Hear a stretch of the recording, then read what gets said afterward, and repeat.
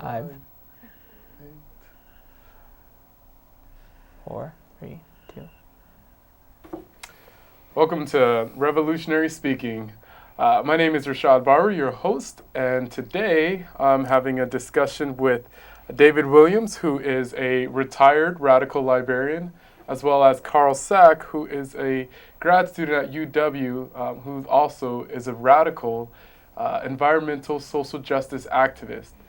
Today we're going to discuss a little bit about the Economic Democracy Conference, which is taking place here in Madison, October 11th through 14th. That's this coming Thursday through Sunday at Madison College, which you can find more information at the economicdemocracyconference.org.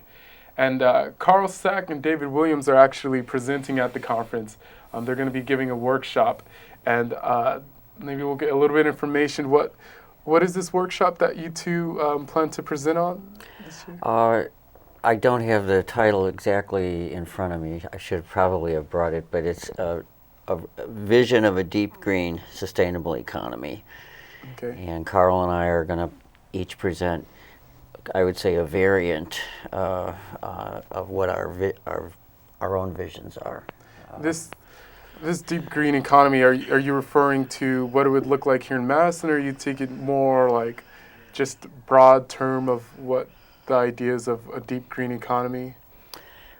Actually, we're going to deal with it on both levels. I mean, I think we'll start out by having some discussion about the global environmental crisis and how that it's combined with the economic crisis of capitalism today. And then I think Carl especially will be addressing those broad issues and some consideration on what a democratic, a sustainable national economy could look like in the United States. And then I'm going to concentrate more on my own vision of what a sustainable economy would look like in the Madison area.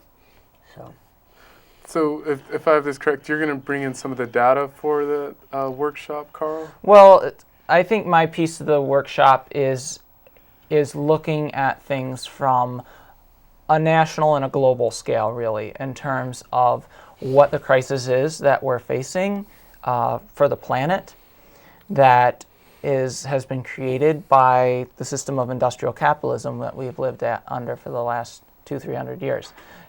We have, the huge climate crisis going on, where we have, we're already at almost 400 parts per million of carbon dioxide in the atmosphere. Scientists tell us that 350 parts per million is the limit for having a planet that is significantly similar to the one that we evolved on, sure. Something along those lines. And so that's really the target. But while we hit 400 parts per million, all of the mainstream world leaders of the developed nations, at any rate, can do is push back against anything, any sort of limits on carbon dioxide, and we're still accelerating our carbon emissions into the atmosphere. And so I think the big question is, why is that? And what I would like to do is address really the systematic causes of the global environmental crisis. I mean, it's the climate crisis, it's the crisis of lost ecosystems, of overexploited resources and overexploited people. And how, more and you see a greater and greater level of economic inequality between the haves, the 1%, if you will, and the have-nots, which are most of the population of the planet. And that really mirrors the impoverishment of the environment in those places of the planet that the poor live in. And it's really no coincidence that it's in the global south, in the third world, that are going to be facing the harshest consequences of global warming, the increased vector-borne diseases and the crop failures and the famines and all of this, while the global north doesn't get it as bad. I mean, we're going to have it bad here, but there are those who can escape it. So really, the real causes of this crisis I see not so much as a moral failure of humanity, although that's certainly true that in a moral sense it represents a failure, but that's not, to me, the underlying cause. The underlying cause is economic. It's a system we live under that privileges rampant, never-ending accumulation, never-ending growth, which of course is the ideology of the cancer cell, right? Sure, And so we're a cancer in that sense. Our system, the system of capitalism, global capitalism, is a cancer on our planet. You can't escape this cycle of increased accumulation, increased economic activity, and increased exploitation of fossil fuels without escaping capitalism. So we need to start talking about what a democratic, non-capitalist global economic system, non-market global economic system would look like. And so I see that as socialism, and in particular, socialism in the past has been really wrapped up with ideas, I think, falsely, or a lot of socialists, have promoted productivism, the same sort of productivist ideas that capitalists promote, that we have to Sure, certainly. increase technology and increase production and have more things in our lives. And I think there's really been a recognition in the past 10 years or so on the left that that's not really going to get us what we want in life. That's not going to create equality for So the world. that brings me up to another idea that you're speaking a little bit about the problems with capitalism, and as well that we need to move towards something that's more sustainable, that would protect our environment. So we're seeing a lot of change, I guess, in PR around like green economies, I think we're seeing like a green movement start to emerge, but it's still kind of emerging in maybe a capitalist system. Would this benefit us, or would this help us towards finding a more deep green economy, or is this a little bit far off from what you guys are speaking about? Well, I mean, speaking for myself, I mean, obviously, sustainable and green are terms that you see everywhere now in mainstream advertising and every product that comes out, and so on. So it is a backhanded acknowledgement by the corporate capitalist system that that there is an environmental problem. The prevailing view seems to be that we can very slowly transition toward non-fossil fuels, that we can recycle, that we can slowly reduce our amount of toxins that we're pumping into the environment, that we can tolerate a certain amount of species loss, extinctions. It seems to be the prevailing view that the corporate capitalist system is going to be able to meet these challenges. And on another level, you have good people and well-meaning organizations attempting to sort of have these small projects to green the capitalist system around the edges. And you see a lot of that in Madison, okay? And a lot of these projects have much merit. And they actually do, in microcosmic way, show, some of the components of what an alternative economy would look like.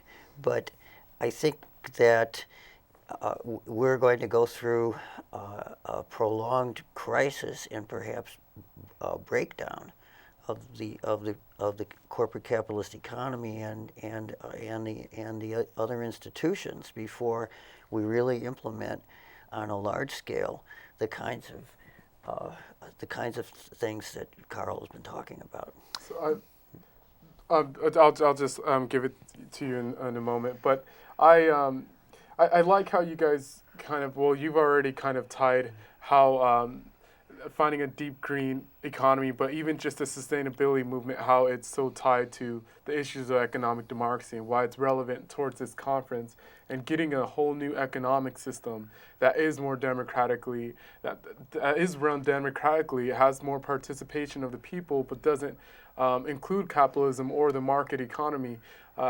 Maybe you can go a little bit further on your ideas of how do we transition out of the current market system we have, as well as what does a deep green economy actually look like that you guys are speaking about? Sure. Well, I think that, a lot of the solutions that are being put forward as solutions, like the word sustainability, have the word sustainability or green tied to them.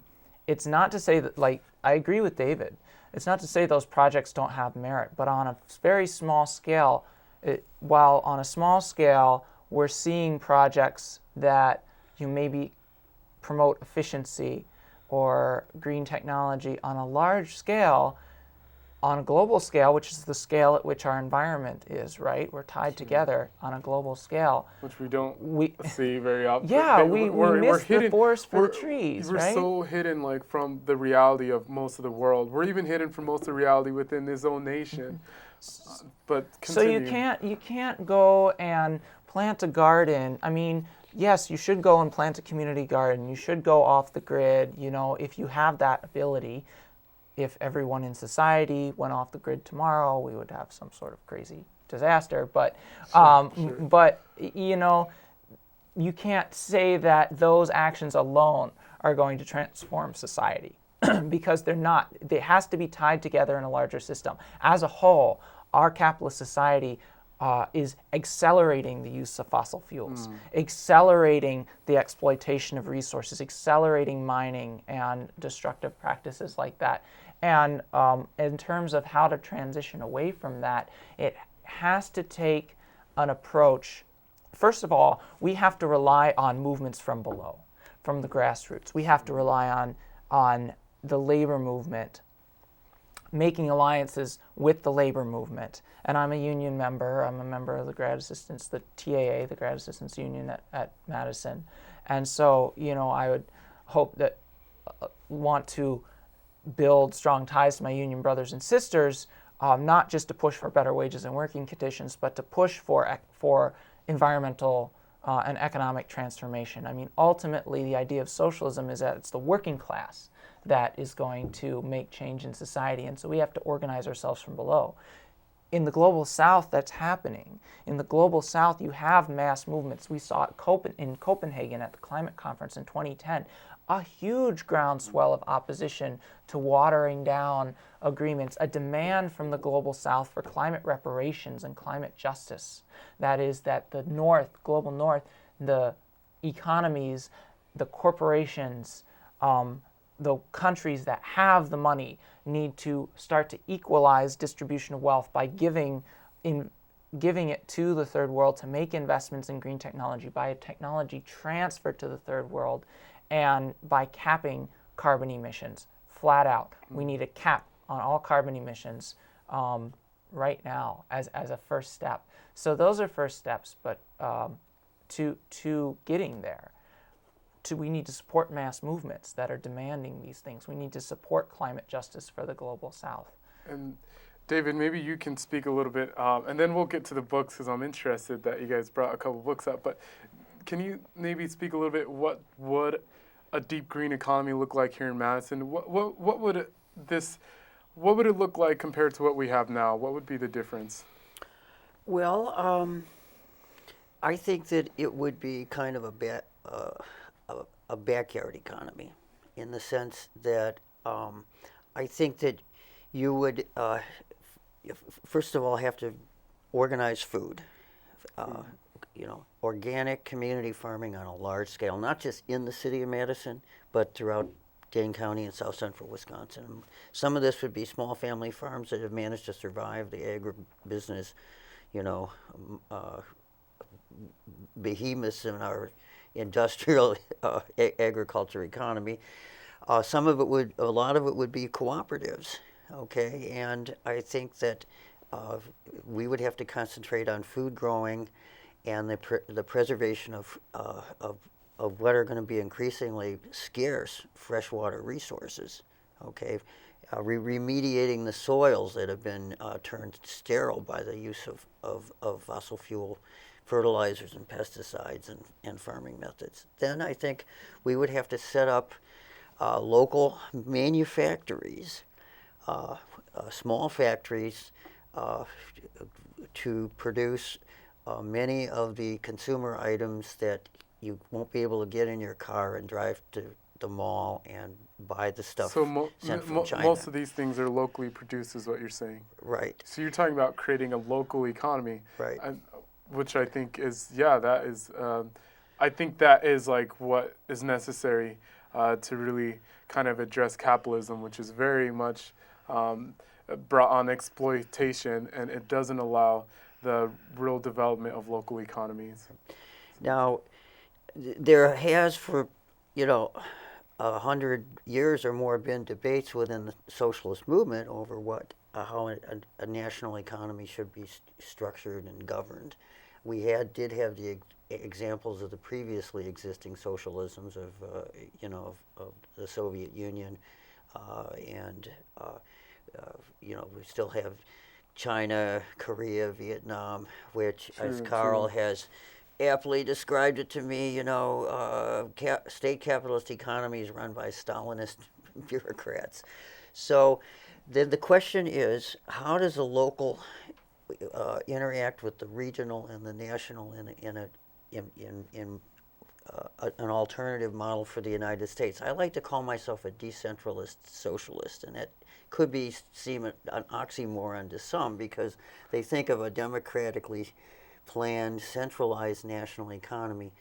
I believe that there will have to be some level of a national economy which produces machine tools and recycles plastics, Certain and utilities, but computer chips and high-grade steel. I still think we're going to have some kind of high-tech sector, and that should be subject to a national plan that is democratically discussed and decided on and voted on by all Americans. Then I think at the regional and local level, I think that there should be, in my own view, more of a mixed economy, where you will have some government or publicly owned enterprises. You'll have a lot of cooperatives, and you also would have some small-scale capitalism, private enterprise within certain limits. Sure. And that, anyway. No, that reminds me. I was just going to say, because it reminds me a lot of what I've read in this book particular.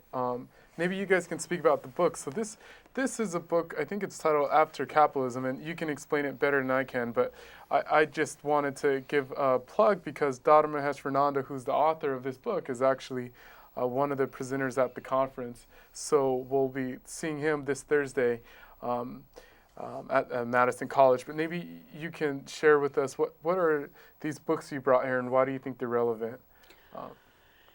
Well, since this series of this conference that will be held at MATC in October is first in a series of national conferences being organized by an Economic Democracy Collaborative, which Rashad, you're active in it, and I was invited to become active in it, and others undoubtedly coming out of this conference will, and many of the ideas behind the Economic Democracy Collaborative are inspired by the progressive utilization movement or Prout movement, and After Capitalism by how do you pronounce his last name? Dara Maheshwarananda. Is a very good comprehensive statement of where they're coming from.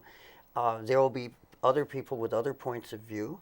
I'm sure Carl has his point of view. What's this book right here? The other book is a book that's inspired me since the mid-'90s. It's now unfortunately out of print, but it was by an Australian green activist, actually a social worker, but over the last 30 years, Ted Trainer has been very influential in sort of the radical green movement internationally. It's called the Just show it, Conserver just in case. Society.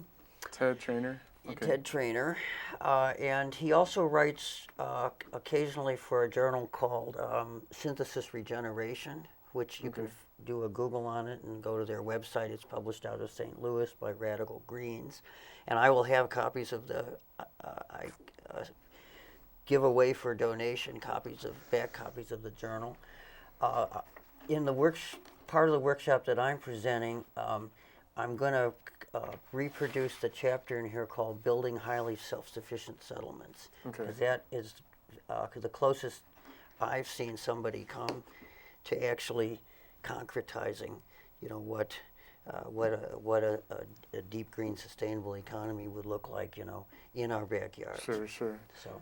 And Carl, what do we have here? Yeah, so I guess the book that I brought is The Global Fight for Climate Justice, Anti-Capitalist Responses to Global Warming and Environmental Destruction.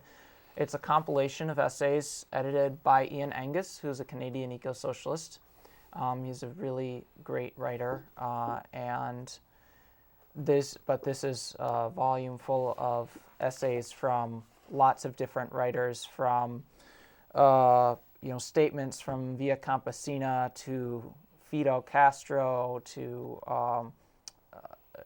John Bellamy Foster and Joel Koval. Joel Koval wrote a book called what is it called? Capitalism. What is his book called? I don't know. Anyway, he wrote kind of the Enemy of Nature. It was kind of the first manifesto of eco-socialism. I don't agree with all of the conclusions he comes to in that book, but it's a good primer on what are the critiques of capitalist solutions to the environmental crisis and why they don't work from a Marxist economic standpoint. Sure. I think what's neat about this book is it brings all that together.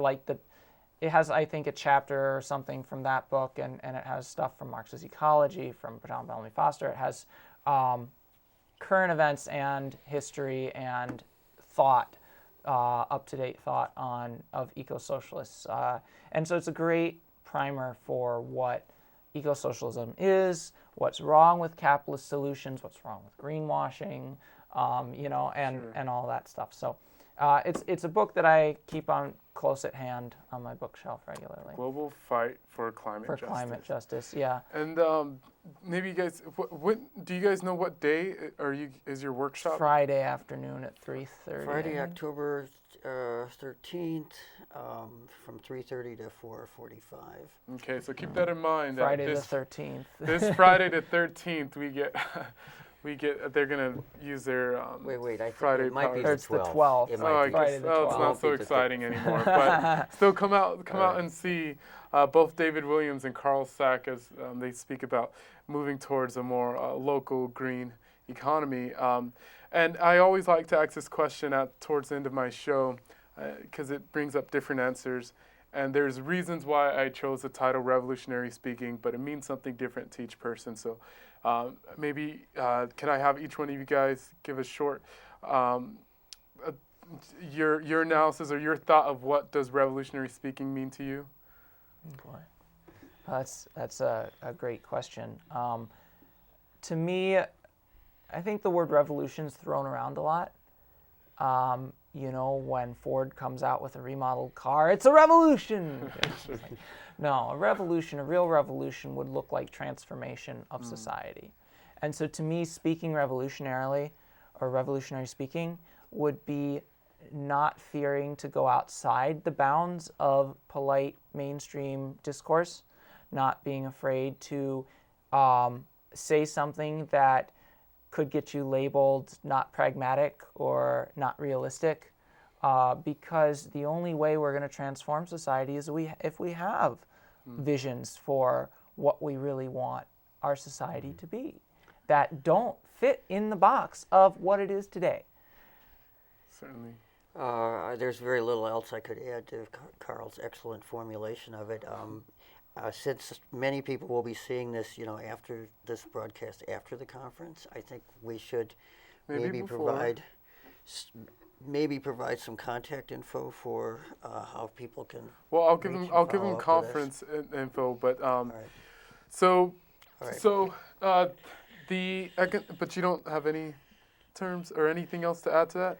Well, I mean, I think revolutionary speaking is providing a critique and an analysis of the need for a complete changeover of our society, a different economy, a different way of life.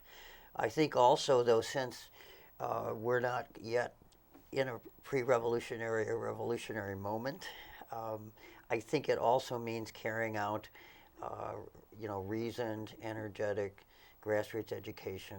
I mean, not only on the need for, a For the deep change. green, anti-capitalist revolution, but on all the other issues that are confronting us, are all interrelated to the Certainly. to the crisis of capitalism and the crisis of industrial society. Great. Well, thanks both you guys. And again, so that was Carl Sack and David Williams. And then I'll just lastly plug the conference one last time. You have an opportunity to see both of these two give a more detailed and lengthy discussion in their workshop Friday afternoon at the Economic Democracy Conference, which will take place at Madison College. It's from it's from October 11th through 14th.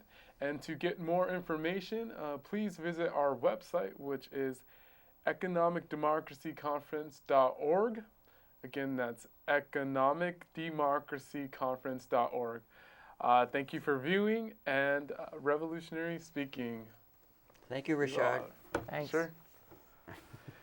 Awesome. Great show. That was good.